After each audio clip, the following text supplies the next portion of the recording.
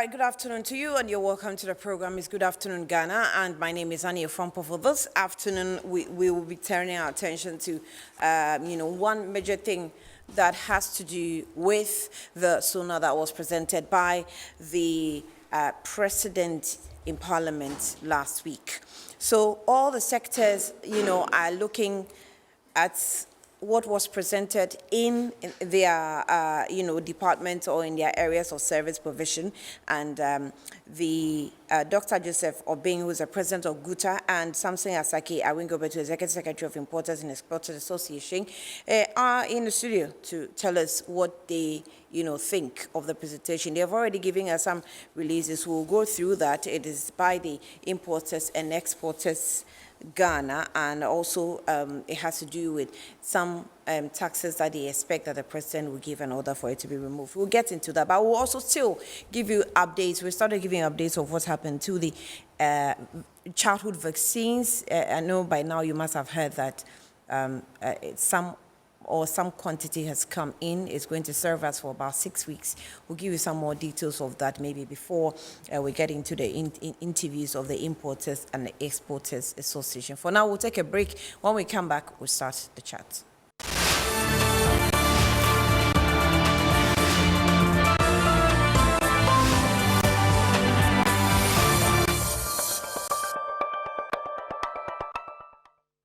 Welcome back to the program. It's Good Afternoon Ghana, and we're talking some major two issues that has to do with childhood vaccines. We will start with that, but before that, let me introduce the guests who have joined me. We're going to be talking about trade and its associating matters.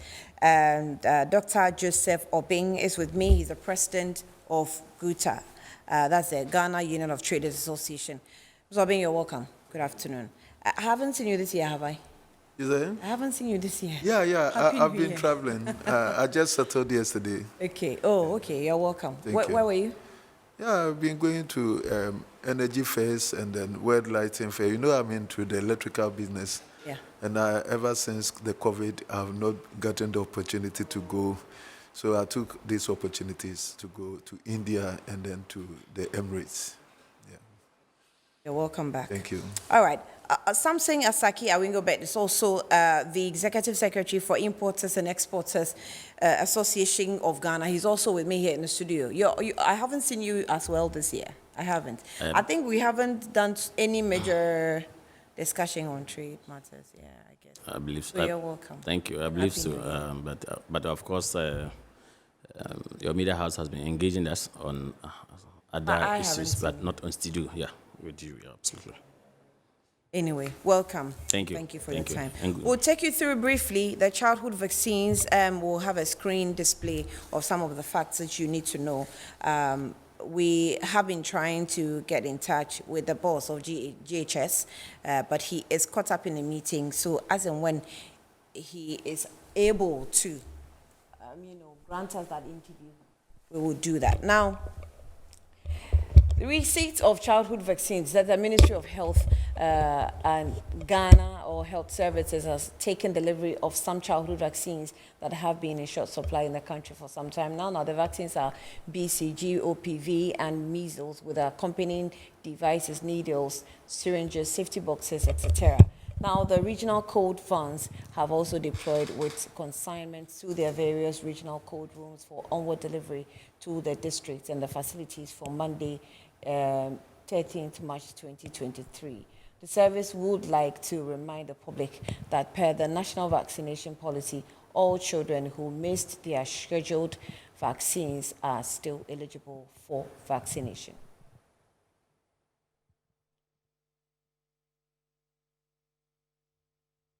Okay, so we want to take the opportunity to advise the public against these vaccines. These vaccines are free and can be obtained at designated health facilities and all child welfare clinics, weighing centers across the country. And we entreat all caregivers not to rush for the vaccine, since the Ministry of Health has made adequate supply provisions for vaccines for the rest of the year and beyond. So signed by Dr. Patrick Kumar Abwaji, Director General of the Ghana Health Service. Right, so that was a release that we received from the Ghana Health Service yesterday on how far Ghana has gone as far as the vaccines are concerned. And you're also not supposed to rush. Early this morning I was asking why you're telling me to rush, not to rush, because naturally when human beings are lacking the receipt of essential services or essential products, once it comes in, no matter how small the quantity is, we will rush in just to make sure that, we are catered for before it runs out again, because there's now lack of trust in the system. So you never know whether we're going to be short of it again or not. So parents definitely protecting their children will rush into it. I don't know, may the best get it. Maybe someone will rush first into the hospitals or the caregiving centers and will have access to it. At this point in time, I don't know, but I think parents should make sure they go and get them for their children. And also in that statement, you realize that the ministry, Ghana Health Service also said that it had made provisions for the rest of the year. I'm not so sure how the rest of the year means. So if a child is not vaccinated, within how many months are we going to lack? Is it going to affect this child? So maybe Henry, you can actually try and get me a doctor. We can find out from them and see the risks that we are likely to face as far as this vaccine is concerned. Now, let's turn our attention to the gentlemen in the studio, Dr. Joseph Obeng and Samson Asake Awingobit, Executive Secretary for the Importers and Exporters Association. Gentlemen, you're welcome once again. Thank you. All right, we will have the video of His Excellency Nana Addo Dankwa Akufo-Addo, the part that he focused on trade specifically. Then let's see if we can get a bit of it before I come to the men with me. Last year, I set up a 5-member ad hoc cabinet committee to work on a policy to enhance domestic production and export development with a fourfold strategy. 2, 1, reduce the country's import bill in the short, medium, and long term. Enhance domestic productive capacity in selected products. Generate widespread employment opportunities. And 4, diversify and expand our export capacity to Africa and beyond, especially through the vehicle of the African Continental Free Trade Area. In 2021, Ghana's total import bill was put at $13.7 billion United States dollars, according to GRA ICOMS. On the evidence of existing local productive capacity, we have identified a list of 20 priority products in the categories of primary agricultural products, processed foods, and manufactured goods, where we can confidently enhance domestic production. Amongst these are rice, fish, poultry, fruit juice, sugar, tomatoes, vegetable oils, oil palm, fertilizers, pharmaceuticals, soaps and detergents, insulated wire, ceramic products, corrugated paper and paperboard, cement and clinker, and motor vehicles. The report on the implementation modalities to enhance domestic productive capacity in these products has been prepared.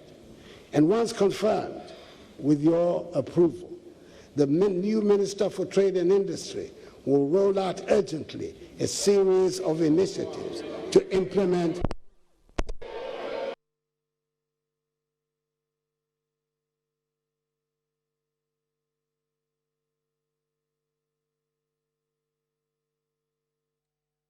all right, I don't know what happened to the end, but producer, if you can work that out for me. All right, let me come into the studio. So that's just the bits that was given to us. I think when we need some clarity, we can go back to the video and get the details. So, Henry, please stand it by. We'll need it, I am sure.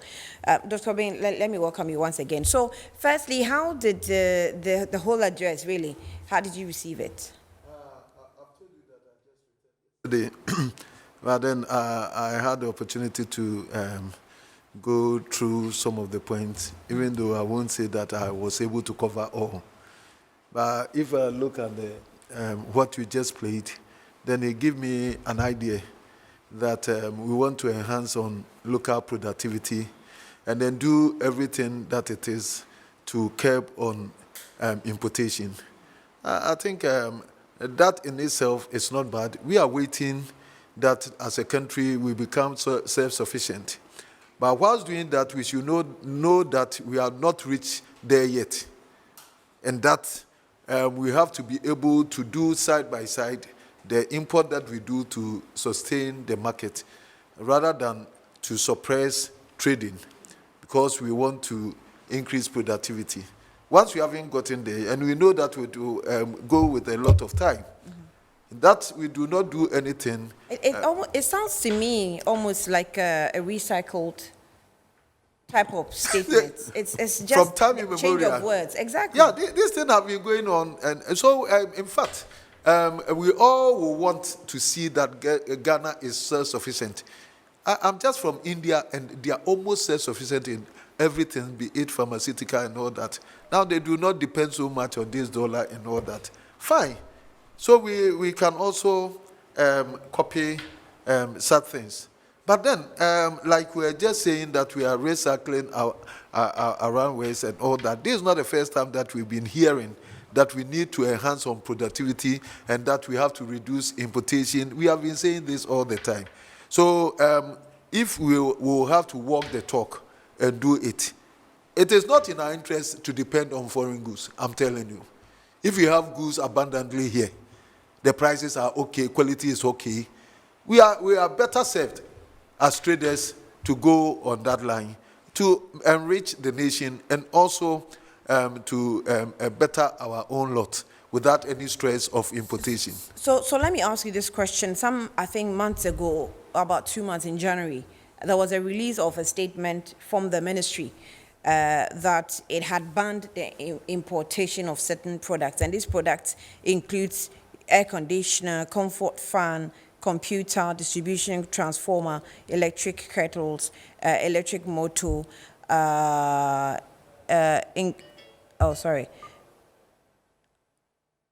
industrial fan, inverter, metal halide lamp, microwave oven, monitor, I don't know which monitor they're talking about, but monitor, refrigerating appliances, rice cookers, set-top boxes, solar panel, television set, ventilation fan, washing machine, water heater. And these are used electrical appliances that we're making efforts to ban. Yeah. Is that fine? Yeah, they cannot ban those things Immediately? No, it's not about being immediate or not, because we have to be scientific in this approach. Because what are we seeking to do? That we want to make sure that we bring in energy-efficient products or things that will not work against our electricity consumption. That's all that we need. And that we do not bring things that are hazardous to the environment. And these things that we are talking about is not only for used goods or the new goods, because either of them can be at fault of this that they seek to do. So what we are saying is that they should use science to decipher what is good to come in and what not to come in, whether new or old. Because you are talking about something that will bring a hazardous effect to the environment and all that. And we know that most of the new goods that come in are also affected negatively sometimes on these hazardous things, and then also the used ones. So we are saying that we should use science to decipher. So if you are not to bring some gas and it is in the new, you stop the new from coming, and then if the same is on the used, you stop it from coming. Because you should also know that how do you even define what is used? Because somebody may be in UK, he has bought a brand new, maybe Philips or some Siemens item, the quality is good, use it about 6 months, 8 months, it's shipping it to Ghana, and then you say it's used, and that is not wholesome, or it is not, it doesn't comply with standards. That's not the issue. So we've discussed with Ghana Energy like Commission. we defined what luxury vehicles are. according to its tank size. Yeah. So we can do the same to Exactly. these type of goods. They knew, because- Give us a proper definition of Exactly, what or used what you products want are. to come in or not. But it's not something that is slightly used. Because if you go abroad, the advanced nations and all that, you have these newspapers that trace in used goods, and people read it when they bought it, they go and buy. So we don't have any precedent anywhere in the world. Tell me, where in the world that people do not trade in something that have been used? And so we discussed with Energy Commission, and they have the understanding that we have to use the standards and regulations to stop what is not good for use, rather than that terminology, used goods. Yeah. Right. Let me. Okay. So just a quick one that the producer is trying to get us a doctor to speak a bit on the vaccine. That's the childhood vaccine, and then before we wrap up the show, you will know what we have to do. So, is there any particular expectation that you were looking forward to that was not mentioned by His Excellency? I mean, yeah, like I've said, probably if I take my time to dissect, but I've asked most of our people, they say the area, our area was just captured in a minimal, Yeah. and that we don't have most of the issues really there. enough. But we have so many issues, like the one that you talk about, that the VAT, like just today, our people in Kumasi called, and that they said that they are not, they are being policed unnecessarily, that having gone through the process of clearing their goods on the way to Kumasi or elsewhere, Sunyani, Techima, or Tamale, the customs officers will offload the goods, take monies from them, and all that. That is not fair. And so we have a whole lot of things that we have to contend with. Much as we want to enhance on our revenue, we do not do so to put businesses under stress, and that will not be fair. The vigilate on VAT issues where they have to go on invigilation and all that should be done in a way that do not suppress the business communities. That they should give us some respite to do our business. I think when it comes to customs officers taking undue advantage and extorting from the traders, it's as though we are pretending it doesn't exist. I mean, I remember since the days of the late President Mills till now. Yeah, It's still ongoing. I Doesn't look normally like. do not find it comfortable to say extortion or some sort. But what I should want to know is that when we go through the processes at the port, where the same customs officers are there and your goods are cleared, then of course, these things should be minimized. Yeah. Even though I also admit that sometimes you have to do post-clearance auditing and all that. But it shouldn't be a routine that anything that is cleared, it is not properly done. Then what is the system? We have to take our time, go through the ICAM system, introduce it, that it is the most efficient way of doing it. And still, when you have gone through all the process by inspection by about 14 inspection agencies at the port and all that, you come out and still you are being policed. It is not fair. The Kumasi people are not particularly happy about these things. I'll come back to you. The Importers and Exporters Association gave us a release. It says that government must remove compounding taxes crippling traders and importers. The rippling effect of the country's crumbling economy on businesses has become a major concern for the country at large, and it is frustrating to note that the importers and traders are at the receiving end of these challenges, which could have been long prevented with the implementation of the drastic measures by the leaders in charge of the economy. With inflation hovering around 50%, coupled with the depreciation of the cedi in recent times, I don't know if that was a typo, but the Importers and Exporters Association believes it's high time the government takes an urgent step in scrapping some of the taxes introduced in 2022 so as to cushion traders and consumers as a whole. So it also goes on to say that it's imperative to note that the current dollar rate at buying and selling exchange is pegged at 13 and 11 Ghana cedis as of January 15, 2022, and this could have direct repercussions on both importers and exporters, with the vulnerable public suffering the most.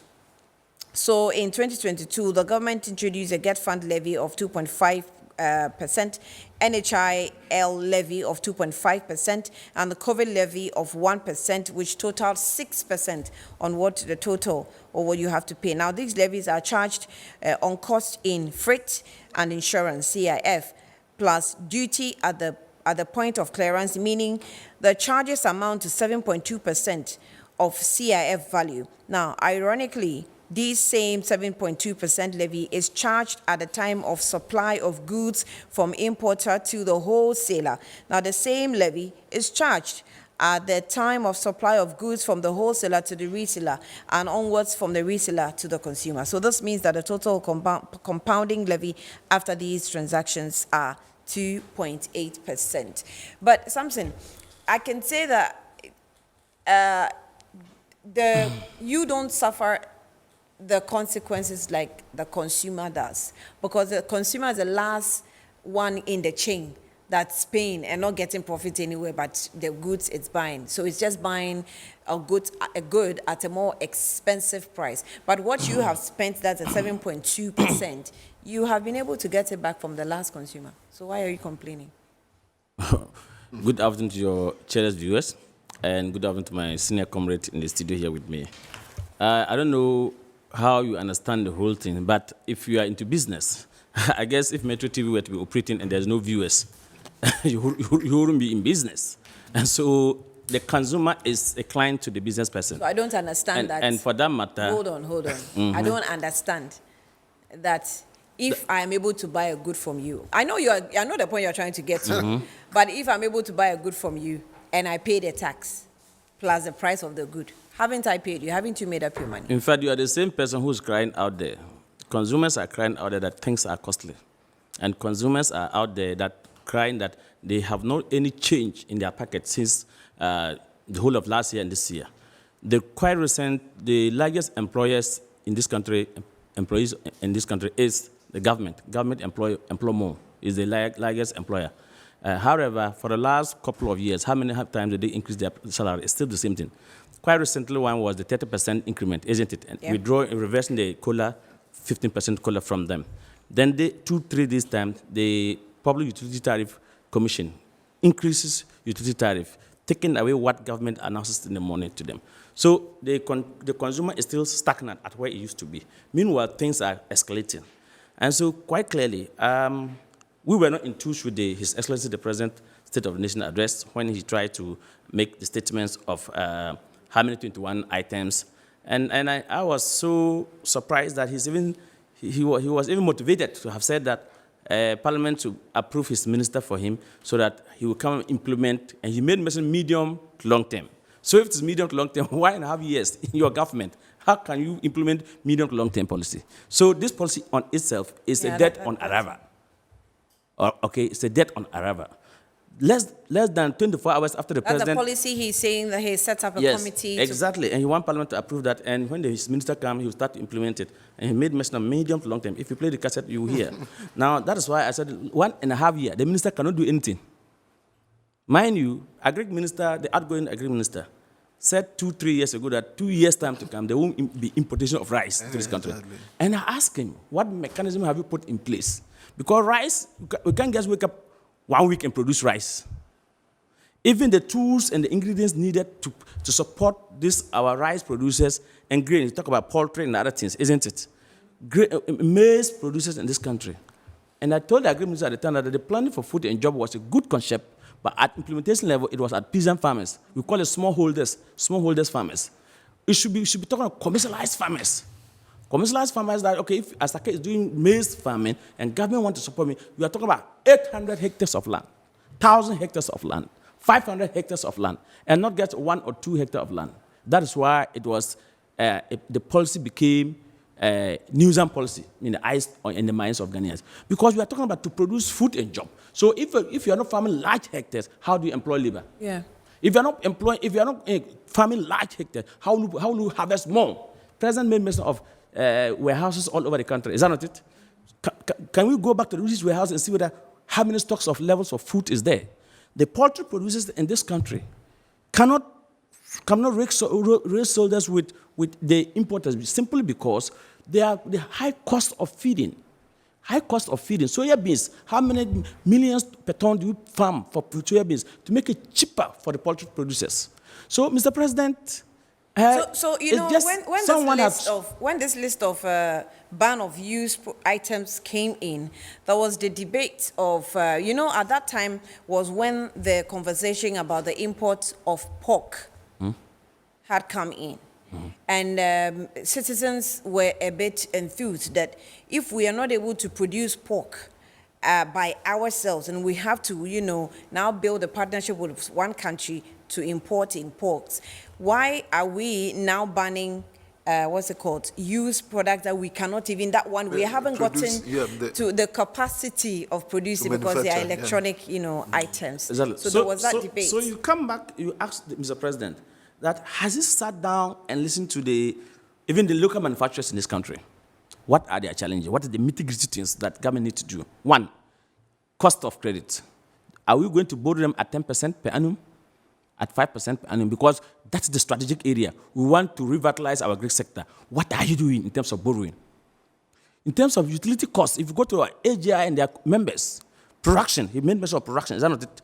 To increase, to scale up our production so that to reduce import to this country. Does he sit down and understand the cost of utility tariff that they are paying?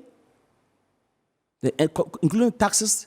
Mr. President is charging Parliament to go ahead to pass two very important bills. One is income amendment bill. The income amendment bill is going to be a policy that at the end of the year, when Metro TV make your profits after tax, then they will tax you a percentage on your profit. That is after tax, which is totally wrong. They were calling other government as lazy approach. And you are doing lazy approach. The worst scenario. The president asked Parliament to speed up excise tax amendment in Parliament to help the president taxes more of, when they say accessible duty, we are talking of those who even produce mineral water, carbonated drinks, Sprite, and Cokes in this bottling that we see. They are already embedded. They want to up it to 20%. That's what the president was calling for. So I can tell you, and daybreak, less than 24 hours after the president's State of the Nation address, we have cited a document from the GRA that has smuggled to all custom commanders in the country, listing, and permit me to read this. This was written on the 9th of March 2023. Directive, from the sector commander to unit and sectorial heads, sectional heads, date 9th March 2023, subject matter, directive on highly dutable goods for checks and value validation.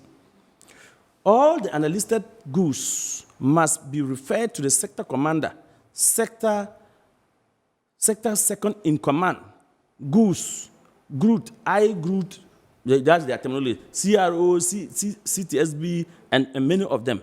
And the product that they're asking is tomato paste, is canned tomatoes, canned sardines, canned pilcars, still-related products, alcoholic beverages, beer, wine, liquor, all non-alcoholic beverages, all paper and related products, aluminum circles, refrigerant gas, supermarket goods, traveling bags, computer and related products, frozen food, rice, cooking oil, textiles. Let me tell you, Ghana is the highest tax paying in terms of import duties in this country.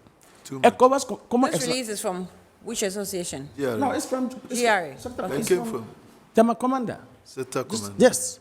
So, point is, no one bring goods to the port and work there and take his goods. You have to pass through documentation. Apart from the documentation, they have to do intrusive examination.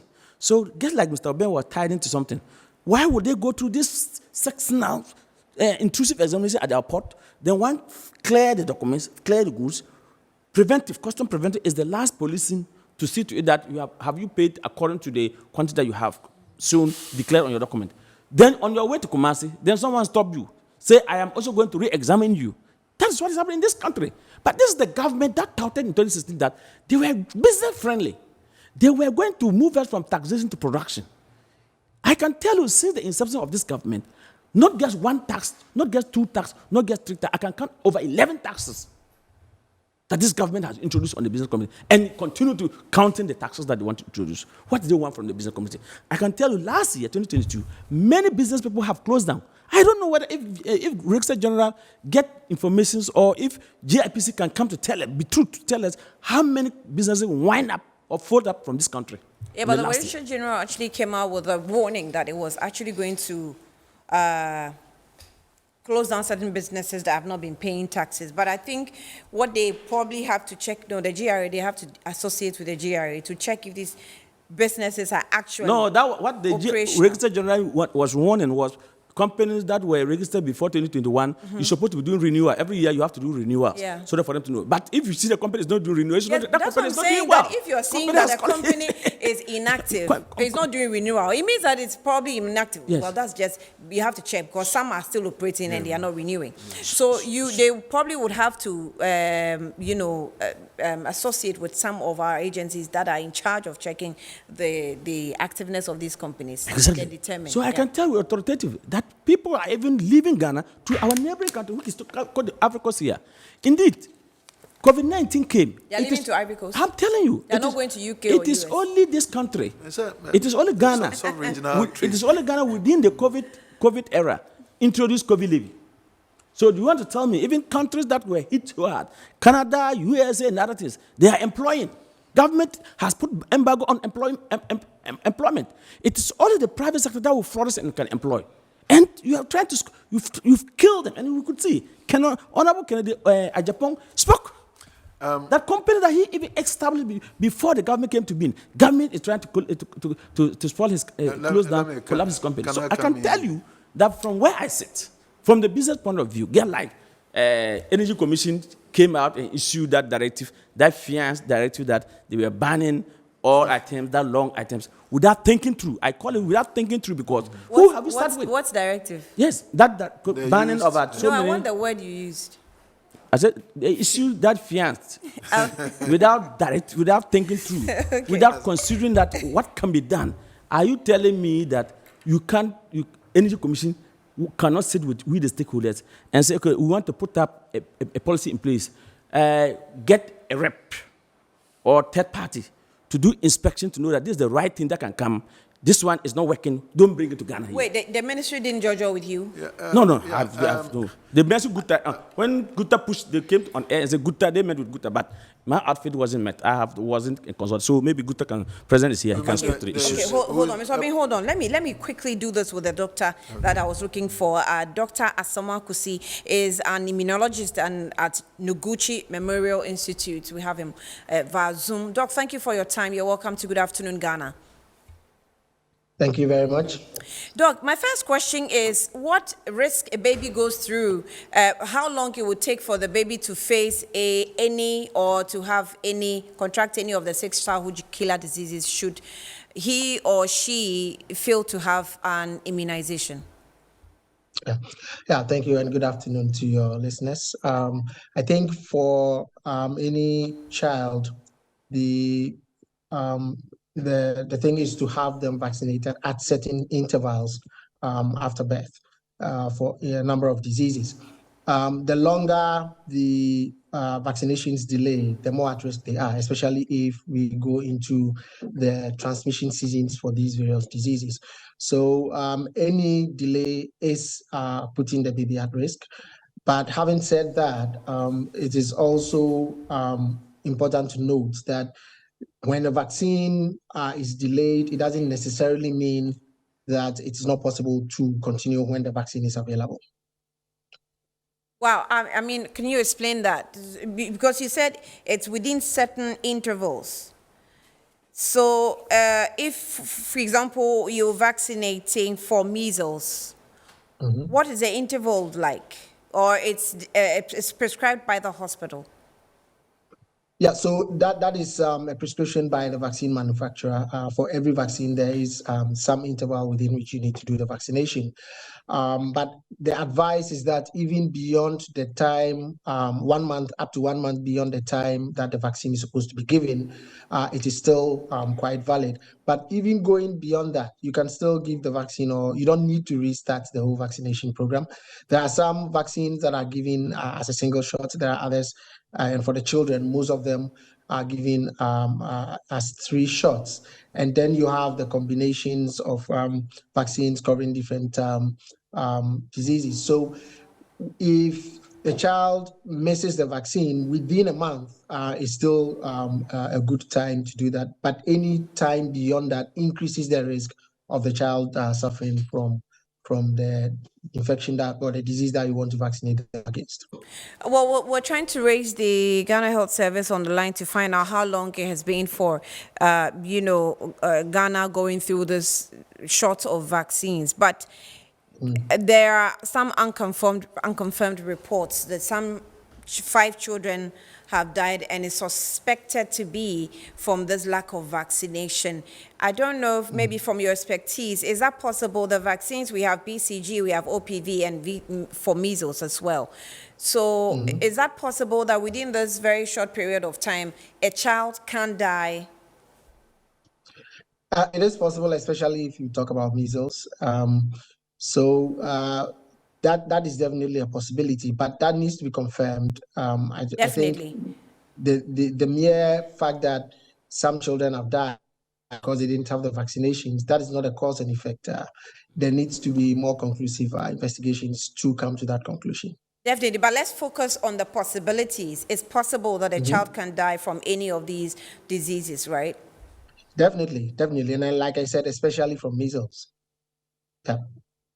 So, when these vaccines have arrived, we are told that it's going to last us about 6 weeks. But again, in the same statement, the ministry says that it has made adequate provisions for vaccines for the rest of the year and beyond, and is encouraging parents not to rush in for these vaccines. How do we process these directives? Because 1, there's shortage. 2, there's a 6-week period provision. 3, don't rush in because we've made provision for the rest of the year. Does that mean that a child can, survive this period for the rest of the year if you fail to, get at least those that have arrived now? So I think the most critical group that would need to be focused on are those who have not received any shots at all. For those who have received at least the first jabs, I think that is fine. A little more time wouldn't hurt. But for those who have not received any jab at all, it is very important that they are prioritized for the quantity of vaccine. So when you say the first jab, which one is appropriate to take first, or which one do they usually recommend that they take first? No, there is a schedule for that. So there's a fixed schedule for that. What I mean is, especially for those vaccines that a child needs to take, let's say 3 shots before their 2nd birthday. For those who have not had any of those 3 shots, it's important that they are prioritized for this period when there is limited vaccines. Those who have their first shot, maybe their 2nd shot as well, they can hold on a bit while arrangements are made to bring in more vaccines. But for every child who has not had any of the shots at all for any particular vaccine, I think they have to be prioritized in this instance. So how should parents process this medical terms you're giving us? All right. So if when you look on the vaccination card for each of the vaccines, and I think before age 5, children are taking or being given a total of about 13 vaccines, some in combination, so it's not 13 different jabs per se. But when you look on the card, at least you'll be able to tell which of the vaccines your child has had some of and which they are yet to have any of. So if your child, and for most people, probably even the next vaccination time is not up yet. So then there's no point even trying to go for a jab now because you think there's going to be a shortage. let the time pass, because the vaccine manufacturers have determined that space of time as what the immune system needs to build up very good protection once the vaccines are given according to that schedule. So there's no rush if, especially, there's time for your second shot or your third or final shot is not ready, and you would want to still go. I think that you'll be turned away. Because it's just not time for the child to have those subsequent shots. But if, especially for the very young ones, between birth and about 3 months, who need to start vaccinations, they need to be prioritized at this stage, I think. So, I mean, that will be left for the medical officers to decide who to prioritize, right? Yes, yes. But that means parents will still have to go to the hospital. Yeah, so the point I'm making is, if you look in the vaccination schedule, anytime your child has the last shots, the next dates are indicated. So if it is not within the 6-week period, you don't even have to go there, because it's not time for the next shot yet. If you even go, the chances are that you might not be given, because that is medically not what the prescription for the vaccination is. So it's important, first of all, mothers or caregivers look at the whether the time for the next shot for any child's vaccines is up before making that decision. If it is not, the time is not up. But as it is now, we are not sure which ones the Ghana Health Service will be prioritizing, and we're not sure the data on the children that have not been vaccinated and those who have also taken some part of the vaccines. Do you understand? So maybe Ghana Health Service would have to be specific or come to us and say, we're vaccinating children between children who have taken vaccines between this period and that period, and stuff like that, so that parents will know if they have to go to the hospital or they don't have to go, because they have also given an advice that don't rush for the vaccines, right? That may be helpful. That would be very helpful. But the point I'm making is that within the vaccination booklets, the time for the next shots are already indicated. So each parent would know when their child's next vaccine shots are due. And that is what we need to go by now. But definitely some sort of arrangement by the Ghana Health Service would also go a long way to help in order to avoid any rush. And especially, people get going there when their children are not at the point where they need to be vaccinated. So some guidelines from the Ghana Health Service would definitely be good. Maybe a quick one before I let you go, maybe 3 in 1. As an immunologist, how serious do you think this is? And from where you sit, has Ghana faced this before? And also from where you sit, apart from financial challenges, what are the other factors that could account for lack of or shortage of vaccines, especially for children? Okay, so if I start from the last point, apart from finances, there are times when vaccine supply chains are a bit overburdened. If I take, for example, the period when the world was scrambling for COVID vaccines, a lot of manufacturers would probably reduce their production of many other vaccines just to focus on this threat. So the global supply itself could be limited. That could be one reason.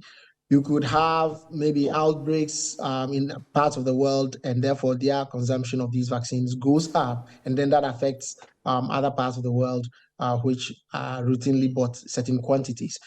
So apart from maybe the financial bit of this, these are maybe 2 other things that could affect why we have these shortages. How serious is this? Yes, it is quite serious. I think it takes quite a long time for disease to be, brought down, disease levels to be brought down.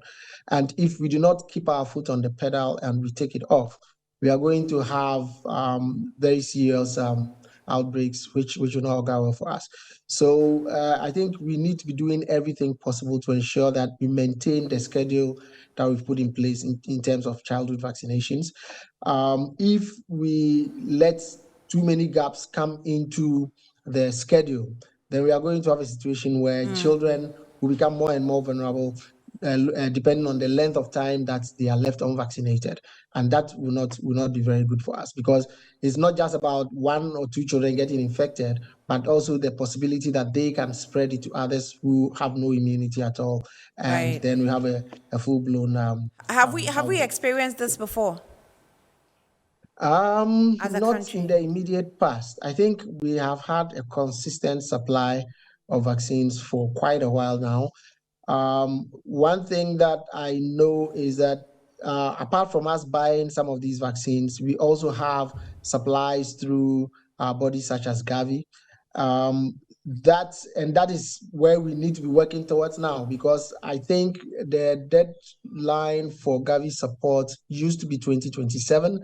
It's just recently been shifted to the end of 2029, beyond which we have to buy all our vaccines or make them ourselves. And therefore, we need to start planning very eagerly now in order to ensure that when that time comes, we will have self-sufficiency in terms of these childhood vaccines. Because around the world, if you take a disease like polio, it has been able to go down through vaccination to such undetectable levels. But recent choices that we are making as a people, not just Ghanaians, but globally, is bringing that back up again.